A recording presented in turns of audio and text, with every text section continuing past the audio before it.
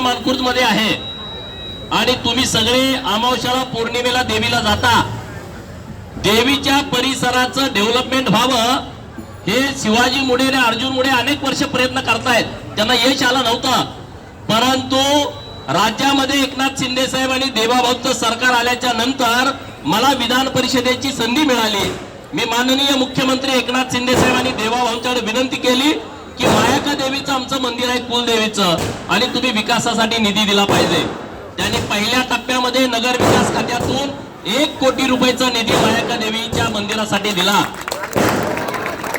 ज्या दिवशी विधानसभेची आचारसंहिता लागली त्या दिवशी 2:30 वाजता मुख्यमंत्री एकनाथ शिंदे साहेबांना आणि देवाभाऊंना भेटलो आणि मी म्हटलं आता 3 वाजता आचारसंहिता लागणार आहे आणि तुम्ही मला मायाका मंदिरासाठी 5 कोटी रुपये दिले पाहिजेत. बघा, 3 वाजता आचारसंहिता लागण्यापूर्वी त्यांनी सूचना दिल्या की 5 कोटी मायाका मंदिराला द्या आणि तात्काळ त्यांनी आदेश दिला, निधी मंजूर झाला. 3 वाजता आचारसंहिता लागली, 6 वाजता ऑर्डर अपलोड झाली. निवडणूक आयोगानं सांगितलं 3 नंतर जेवढे शासन निर्णय झालेत ते स्थगित करा, ते देता येणार नाहीत. आचारसंहितेमध्ये थांबलं. आचारसंहिता झाल्याच्या नंतर 5 कोटी रुपयाचा निधी परत मायाका देवीच्या मंदिराला आपल्या सरकारनं दिला आहे. जो जो मायाका देवीचा भक्त आहे आणि तो या परिसरात राहतोय, या सगळ्या परिसरामध्ये जो मायाका देवीचा भक्त राहतोय त्याला माझी नम्रतेची विनंती आहे, ज्यांनी आपल्या मायाका देवीचा सन्मान केला त्यांचा सन्मान करायची वेळ आता आलेली आहे.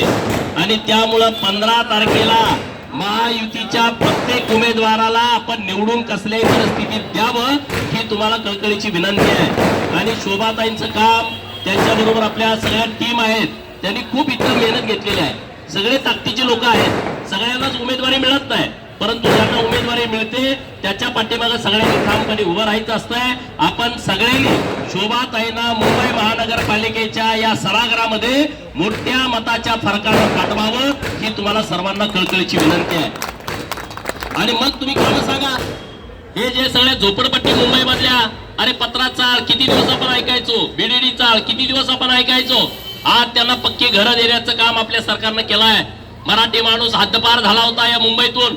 दक्षिण मुंबईमध्ये मराठी टक्का कमी झाला. का कमी झाला? जिथं 10 कोटी रुपयाला घर आहे, कसा राहणार मराठी माणूस? आणि म्हणून आपल्या सरकारनं ठरवलं, देवाभाऊंनी ठरवलं, एकनाथ शिंदे साहेबांनी ठरवलं, जर मुंबई मधला मराठी माणसाचा टक्का वाढवायचा असेल तर त्याला त्याच्या हक्काचं घर पाहिजे. आणि म्हणून आज मुंबईमध्ये परत नवी मुंबईत गेलेला माणूस, मुंबई सोडून बाहेर गेलेला माणूस परत मुंबईमध्ये येतोय. हे सगळं श्रेय हे आपल्या सरकारला जात आहे, महायुतीच्या सरकारला जात आहे, भाजप शिवसेनेच्या सरकारला जात आहे, आठवले साहेबांच्या गटाला जात आहे. त्यामुळे आपण सर्व जणांनी सर्व शक्तीनिशी आपण आपल्या शोभाताईंना निवडून द्यावं अशी तुम्हा सर्वांना कळकळीची विनंती. जय हिंद, जय महाराष्ट्र.